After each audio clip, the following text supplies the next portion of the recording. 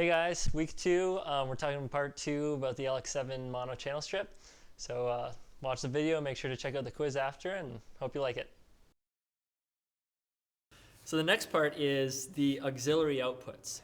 So besides main outs and subgroup outs that this board has, there are 6 auxiliary outputs, they're called. And auxiliary just means extra. You can kind of use them for whatever you want. Okay. But every single mono channel can be routed through those auxiliary outputs. And this section is how you set up whether or not they're routed and how they're routed.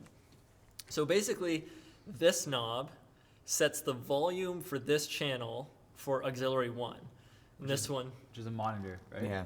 well, auxiliary outputs aren't necessarily monitor outputs, and I'll talk about what we use our auxiliaries for. The first 3 we do use for monitors. So Okay. basically, auxiliary 1, 2, and 3 go to amplifiers that go to the stage and power speakers. But then auxiliaries 5 and 6, 5 is used for effects, and 6 is used for our recording. So you can use them for whatever you want, but yeah, typically monitors is the main thing. So for example, if I wanted to hear this channel in the in auxiliary 1, I would just turn this up. Then you would hear it from that separate. Okay, yeah. Yeah, and because our monitors are on, turning that up actually sends it out to the monitors. Okay. So it's separate. Yeah, so it's totally separate from all of these faders. So even though all these faders are off, I can still get my monitors. Right. However, it's not separate from the mute. Yeah. So the mute button for every channel affects the auxiliaries. Okay. Or you could say that the auxiliaries are post-mute because their level is affected by the mute. Okay. If they were pre-mute, then this would work regardless of what your mute Okay. was. And another example of pre-post is this switch here, which basically sets whether this level is pre or post fader. So if I have it set to pre-fader, Yeah. then that means that I can turn this up and I'll hear it even though my fader's off. Right. Yeah. If it's post-fader, You have to have. then I have to turn the fader up. Okay. And so there are a lot of different reasons why you might use pre or post fader. For monitors, you typically want all of your instruments and everything to be pre-fader. The reason for that is you don't want the mix out there to affect what they're hearing on stage. They know how much vocals and whatever they want to hear. And they don't want, for example, if you have to turn one of the vocals up or down, they don't want you to be affecting what they're hearing on the monitor. However, for a recording, which we use auxiliary 6, we set it to post. We leave the switch up. And the reason for that is we do want the recording to be affected by the mix that we're doing out here. So okay. So what you're hearing out of the speaker is what you'll hear in the recording, is what you're saying.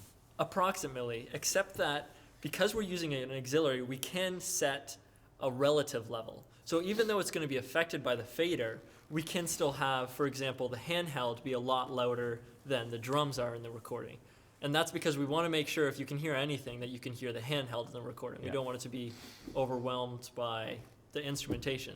So even though it is affected by the fader, it's still always going to be louder than the drums, Okay. if that makes sense. Yeah.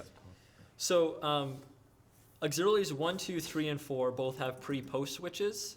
5 and 6 on this board are hardwired to be post-fader. So you don't even have an option there. They're So just that's why. always Okay, I post-fader. guess it's a good thing. So that's why we use that. Make sense? Yeah. Auxiliaries are pretty easy. So typically on a Sunday morning, that's where you're focusing your time during practice. People are asking for monitor changers, more or less of something, Yeah, that's and all you're doing is adjusting the level of that channel in Yeah. that specific mix. auxiliary. So we're going to skip pan and we're going to go down to the routing for the channel. So for each channel, there are 4 buttons underneath the mute that set where you're routing the main output of this channel.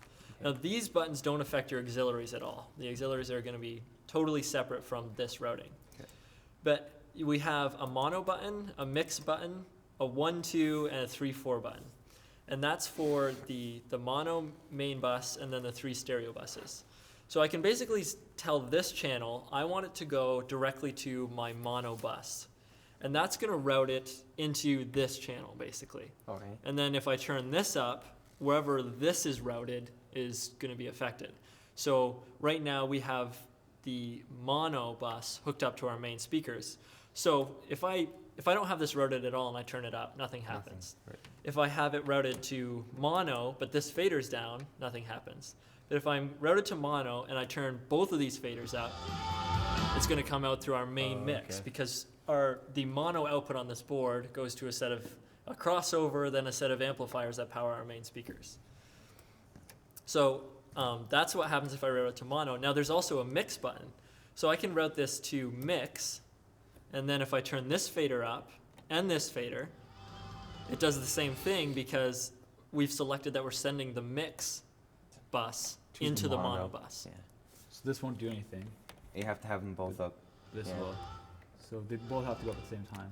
Because I'm routed through mix. Okay. So I'm routed to mix, but right now there's a left-right output for the mix bus, but we're not using it for anything. Right. So we only have one speaker. Because we only have a mono, set of speakers basically. But what I've selected is that the mix goes to mono. Because if you watch these routings here, basically the subgroups, we've set them to mix. Both of them are going into the mix. But then we also want the mix to go to mono because we're using the mono. So you end up with a lot of master faders, which is pretty typical on a setup like this. But if I wanted to skip all those, I could send it straight to the mono bus, and then even if all these are down here, I can still get output out of my mono bus. Okay. But we don't usually set that on Sunday. Yeah. We do use the mono bus, as you can see, for a few of them. For example, effects, I send them straight to mono because I don't really see a reason for putting them in a subgroup. Okay. But the subgroups are handy because they allow you to control a group of instruments or vocals or something all at once. Because we use a mono output, we don't really take advantage of the fact that these are stereo buses if we just use them as a single bus. So for example, if I set this to 1, 2 and turn it up, then I have to turn 1, 2 up, both of them. And the mono. And I have to turn, Oh. well, mono's not going to do anything because these are just going to mix. Oh, okay. So I have to turn mix up as well. And now I have an output. But if this one's down, it won't work. Right. Yeah, you need mono amplifiers. You always need the main. Okay. Right. Okay. However, because this is a stereo bus and we're only using a mono output, I can pan this to select whether I want to go into 1 or 2 because it's a mono channel anyway. So for example, if I set this all the way to left, I'm really selecting subgroup 1.